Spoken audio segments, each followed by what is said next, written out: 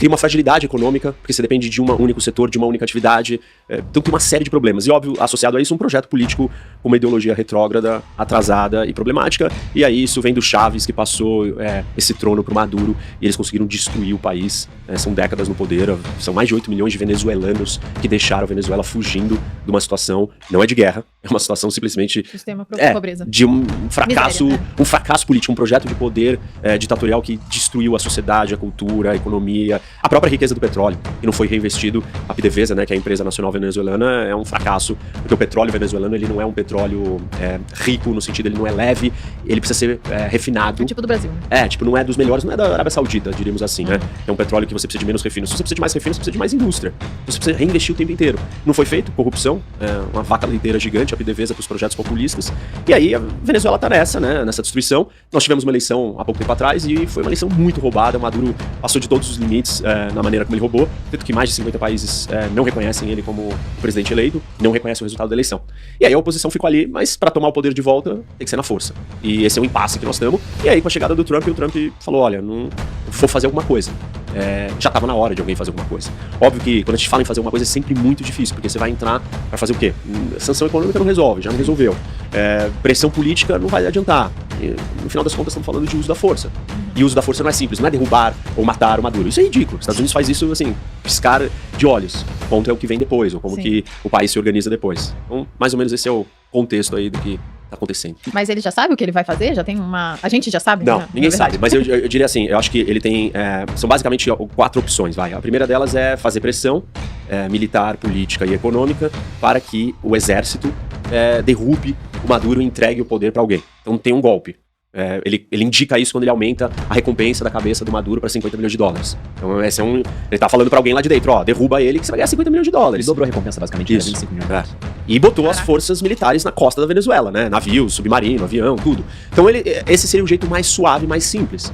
Além dessa forma, você tem uma segunda maneira, é o Maduro fugir, embora. Decidir que ele vai pedir asilo em algum lugar. Já vi vídeos feitos por Yaker ele falando isso.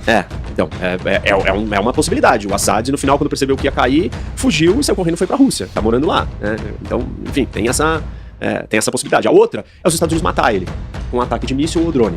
E uma quarta, que é a mais improvável pra mim, é os Estados Unidos fazer uma intervenção militar com uma entrada militar dentro do país. Uma ocupação. Uma espécie de uma ocupação. Essa eu acho, assim, totalmente fora de cogitação, pelo que o Trump acredita, pelo que ele fala, e porque não vai ter apoio popular, e ninguém quer isso. Os Estados Unidos já passou por 2 experiências ao longo dos anos. Seria muito dinheiro. Iraque, Afeganistão, não deu certo. Você entra pra sair depois. Não sai nunca mais, assim, e quando tem uma força estrangeira dentro de um país, aquilo é bode expiatório pra forças políticas falarem, tá vendo? Nós estamos nessa situação porque tem o império imperialista que entrou aqui dentro e está nos destruindo. Então você dá força pra ideias retóricas políticas que hoje não estão na equação. Então é muito complicado, não acho que isso existe. Apesar de que tem treinamento militar de operação de invasão.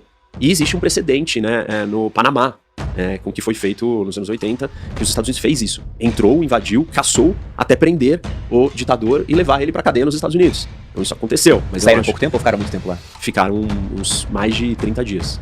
Então foi pouco tempo relativamente, que eu digo. Mas assim, hoje eu não acho que é simples você só entrar, fazer isso e deixar um vácuo, assim. Não sei, não me parece que esse é o caminho. Até porque a última operação que o Trump fez militar foi com o Irã. E foi um negócio limpo, de algumas horas, e pronto, acabou. E ele recebeu muitas críticas de gente do movimento MAGA. Apoiadores deles que falaram, não tem que atacar o Irã.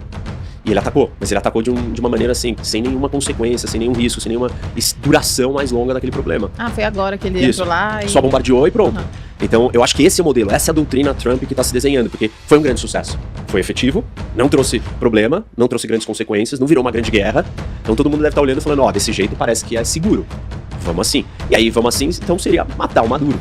Eu fiquei pensando, o que ele vai fazer então? Ele vai bombardear a Casa Branca do Maduro? Bombardear o Maduro, mandar um drone, matar o Maduro. Acho que esse é o caminho mais fácil. Tem um dado interessante, que é um termômetro pra gente perceber isso. Recentemente, há poucas semanas, ele mandou um comunicado pro Congresso americano, confidencial, dizendo que os Estados Unidos estão em estado de conflito armado contra o narcotráfico. Vulgo, juridicamente, é dizer, nós estamos em guerra contra o narcotráfico. E para quem não sabe, né, o Maduro e o regime venezuelano se tornou um narco-estado. Então, os cabeças do regime da Venezuela estão totalmente interligados com o tráfico de drogas internacional, com cartéis que foram sancionados. Então, a guerra ao Maduro, quer dizer que está em guerra contra o narcotráfico, é dizer que está em guerra contra o Maduro. E isso já foi colocado, isso é uma espécie de preparação jurídica para dizer, olha, eu tenho poderes de guerra, em breve eu posso atacar o país ou o líder de uma nação, porque na verdade ele tá ligado a cartéis de droga. E do lado do Maduro, porque esses cenários que você colocou, logicamente, ele também tem na mesa, né? Ele sabe os possíveis desfechos dessa querela com os Estados Unidos. O que ele tá fazendo pra evitar perder o poder na Venezuela? Porque ele falou que queria dialogar, por exemplo. E aparece aqueles vídeos dele treinando a milícia venezuelana, né? Vira até memes, né? Bom, assim, resistir não existe nenhuma chance. A Venezuela é uma piada completa perto da força americana. Os Estados Unidos não mandou nem porta-aviões, mandou mini porta-aviões. São porta-aviões de outros países, mas eles nem chamam de porta-aviões aquilo. Mandou submarino nuclear, mandou caças, não tem discussão. É muito disparo. Eu vi uma analogia que era popó contra bambam. 30 segundos. É uma coisa boba, assim, não tem. Se os Estados Unidos quiser, qualquer objetivo militar que ele almejar, militar, ou político, almejar dentro da Venezuela, tá feito, tá alcançado. Agora, o que o Maduro pode fazer? Tentar conversar, que é o que ele tá dizendo, que ele quer conversar. Inclusive tem envolvido outros países. Por incrível que pareça, o Catar tá tentando mediar isso. O Catar se mete em todos os problemas do mundo como um possível mediador. É uma forma dele conseguir poder. É um país pequeno, isso dá relevância pra ele, né? Tem que falar com o Catar, como o Catar é um intermediário, e o Catar tá tentando, e o governo americano não tem deixado. E por que isso é um outro sinal importante? Porque o Trump tem uma proximidade muito boa com o Catar. Ganhou o avião, né? O novo Air Force One, de presente do Catar. Os filhos do Trump estão fazendo negócios bilionários no Catar. O Catar acabou de entregar, em grande medida, o acordo com o Hamas, com a pressão do Trump. Então a relação com o Catar é muito boa. O Trump ficou incomodado quando Israel atacou o Catar.